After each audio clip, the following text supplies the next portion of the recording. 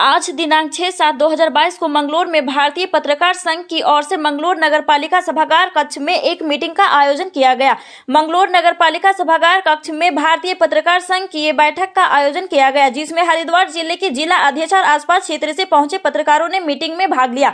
आपको बता दें कि इस मीटिंग का उद्देश्य सभी पत्रकारों को जागरूक करना और संगठित करना और किस तरह से फील्ड में कार्य करना चाहिए और क्या क्या समस्याएं पत्रकारों के सामने आती है, उस पर चर्चा की गई। और आपको बताते चले कि संगठन के प्रति ईमानदार और निष्ठा से कार्य कर रहे पत्रकारों के नियुक्ति पत्र देकर सम्मानित भी किया गया। और जिला हरिद्वार और नगर की बॉडी हरिद्वार जिले में जिला अध्यक्ष जी की अध्यक्षता में बनाई गई और साथ ही बैठक में पहुंचे सभी पत्रकार बंधुओं ने संगठन के प्रति ईमानदारी और निष्ठा से कार्य करने का प्रण भी लिया। बैठक में भारी संख्या में पत्रकार साथी उपस्थित रहे। निवेदक भारतीय पत्रकार संघ रुड़की न्यूज एक्सप्रेस के लिए मंगलौर से श्याम सुंदर के साथ सोमवीर सैनी की खास रिपोर्ट।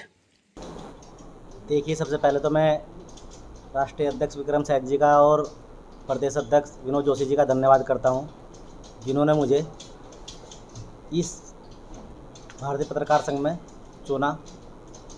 देखिए, पत्रकार होता है, कोई छोटा बड़ा नहीं होता। दूसरी बात यह है कि हमारी हर बार 30 तारीख को मीटिंग होती है, महीने के लास्ट में हर बार 30 तारीख को मीटिंग होती है। लेकिन इस बार क्या हुआ, बारिश होने की वजह से मीटिंग जो है स्थगित कर दी गई थी। उसी को लेकर के आज मंगलौर नगर पालिका में मीटिंग की गई है।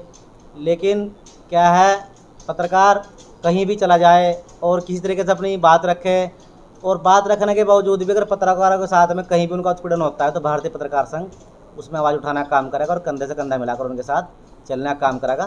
दूसरी बात यह है, पत्रकार के साथ में कहीं भी किस तरीके से उत्पीड़न होगा तो पत्रकार जिला अध्यक्ष और अन्य जो जिलाधिकारी हैं उस समय पर वहाँ पहुँचने का काम करेंगे और उसमें निर्णय लेंगे। देखिए, आपने बहुत अच्छा सवाल किया है। पत्रकार के साथ में अगर कहीं कोई हादसा हो जाता है तो भारतीय पत्रकार संघ उसमें किस तरह काम करेगा, इसमें बहुत जल्दी चर्चा करने वाले हैं और पहले की भी थी। प्रदेश अध्यक्ष जी का कहना यह है कि पत्रकारों के हित में हम एक अलग से ही योजना निकालने वाले हैं, जो भी गोपनीय रखी गई है, जिसमें पत्रकारों को लाभ मिलने वाला है। कि वास्तव में कुछ ऐसे संस्थान हैं जिसमें हम पत्रकारों को सैलरी नहीं मिल पाती, लेकिन भारतीय पत्रकार संगठन ऐसा संगठन हम लोगों ने बनाया है कि अगर किसी पत्रकार के साथ में कोई भी हादसा होता है या उसका परिवार दुख पीड़ित है तो हम लोग ऐसी मुहिम चला रहे हैं। ऐसा संगठन हम लोगों ने तैयार किया है ताकि हम उस पत्रकार की मदद कर सकें। एक हम इस तरह का जो है एक एनजीओ के तौर में, जिस तरह एनजीओ होता है, या फिर हम जिस तरह छोटे छोटे पैसे इकट्ठे करने के बाद उस पत्रकार की मदद कर सकें। हम सरकार से भी मांग करेंगे कि हमने पिछली बार भी सरकार से मांग की थी और आगामी कुछ दिनों में हमारे भारतीय पत्रकार संघ का एक जत्था माननीय मुख्यमंत्री धामी से मिलेगा और इस तरह की हम अपनी एक बात रखेंगे कि भारतीय पत्रकार संघ के जितने भी लोग हैं अगर कहीं चोटिल हो जाते हैं या उनका परिवार को किसी भी बीमारी से ग्रस्त हो, ताकि हम पत्रकारों के हितों को जो है कुछ ध्यान में रखते हुए सरकार हमें लोगों को मुआवजा दें। क्योंकि हम देखते हैं कि पत्रकारों के साथ में शोषण भी बहुत होता है। तमाम जिलों से लेकर प्रदेशों तक अन्याय, कई तरह के धोखाधड़ी से मुकदमे दर्ज होते हैं। उसकी आवाज़ उठाने के लिए हमने भारतीय पत्रकार संघ की एक मुहिम चलाई है और मरते दम तक इस भारतीय पत्रकार संघ को आगे बढ़ाने का हम काम करेंगे। और ये भी हम कहते हैं कि आगामी कुछ समय हम सरकार से भी यानी मुख्यमंत्री से भी मिलेंगे और जिस तरह से अन्याय होता है भारतीय पत्रकार संघ के साथ या फिर धोखाधड़ी से पुलिस अन्याय के साथ मुकदमा दर्ज करती है, उसके खिलाफ भी जो है एक प्रार्थना पत्र देकर सरकार को जताने का काम करेंगे और भारतीय पत्रकार संघ को आगे बढ़ाने का काम करेंगे। बताया कि भारतीय पत्रकार संघ एक ऊंची शिखर पर काम कर रहा है, एक ऊंचा संगठन है। अगर अन्य कोई पत्रकार साथी हैं तो पत्रकार छोटा बड़ा नहीं होता। अगर कोई भी पत्रकार है और पत्रकार से जुड़ा व्यक्ति है तो भारतीय पत्रकार संघ जो उसकी मिलकर मदद करेगा, चाहे 10 रुपये की मदद हो, चाहे 1 लाख रुपए की मदद हो। केवल हमारी नज़रों में संगठन के अलावा भी पत्रकार की नज़रों में रहेगा और तमाम तरह की मदद यहाँ जो भी संभव हो सकती है उस तरह का काम करेगा भारतीय पत्रकार संघ। ये संदेश देना चाहूँगा कि हमारी जो पत्रकारिता है वो ईमानदारी से हो, और मैं ये भी कहता हूँ कि कभी भी किसी भी अधिकारी की चापलूसी ना करें। भारतीय पत्रकार संघ एक अच्छी मुहिम में एक अच्छा प्रदर्शन कर रहा है ताकि आज लाखों लोग जुड़े हैं भारतीय पत्रकार संघ की ओर के, कल को 5 लाख भी जुड़ सकते हैं।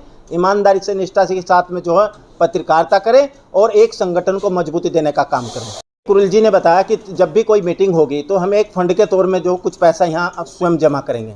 हम ये चाहते हैं कि भारतीय पत्रकार संघ में एक ऐसा संगठन तैयार किया जाएगा, क्योंकि वो चंदा हम ऐसे लोगों के लिए रखेंगे ताकि वो एक हमारे जो पत्रकार हैं जो अपनी पैसे से थोड़े से मजबूत नहीं है या उनका परिवार कोई पीड़ित है, बीमार है, उस तरह के उस चंदे को पैसे को हम ऐसे पत्रकारों के हितों को लेके काम करेंगे। पत्रकारों को सैलरी नहीं मिलती है।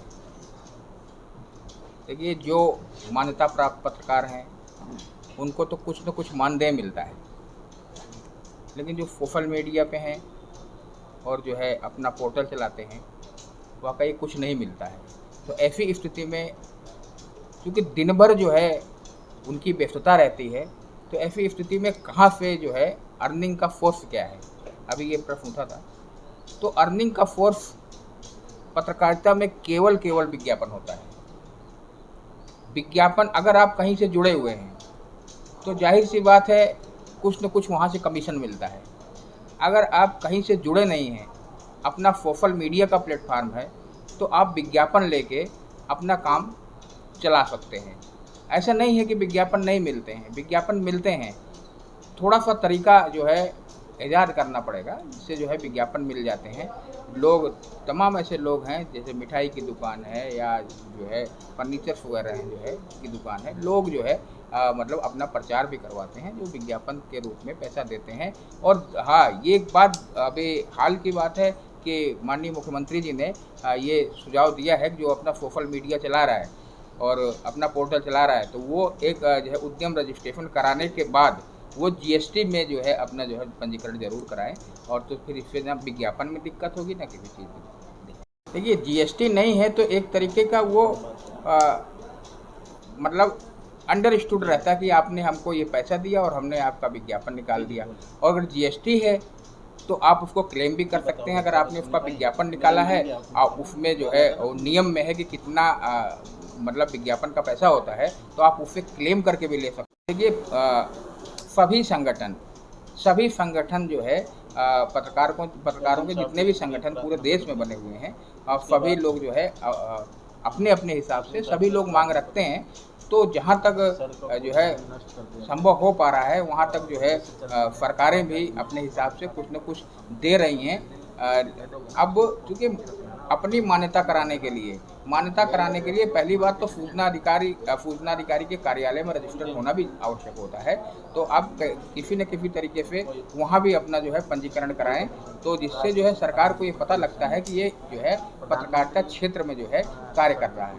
कहीं ऐसा भी है, मान्यता नहीं है, लेकिन अगर जो है सूचना अधिकारी कार्यालय में आपका नाम दर्ज है, तो सूचना अधिकारी को पता रहता है कि फला व्यक्ति जो है पत्रकारिता के क्षेत्र में कार्य कर रहा है, तो निश्चित रूप से उसको वो रिबेट मिलता है। और मांग भी चल रही है कि इनको कम से कम, बहुत पुरानी मांग है, 2 लाख रुपए जो है इनको डेथ क्लेम वगैरह जो है दिया जाए। और आगे आने वाले समय में भी ऐसा होगा, क्योंकि क्या हुआ है कि अभी ये असंगठित क्षेत्र में ही माना जाता है पत्रकारिता भी। जो सोशल मीडिया चलाते हैं, इनमें इन्होंने ई श्रम कार्ड चला दिया था। ई श्रम कार्ड जो है, ई श्रम कार्ड में मीडिया का उसमें प्लेटफॉर्म लिखा है कि हम क्या काम करते हैं, जिससे जो है एक्सीडेंटल 2 लाख रुपये जो है इन्फोर्स करके जो है उनको उपलब्ध कराया भी जा रहा है।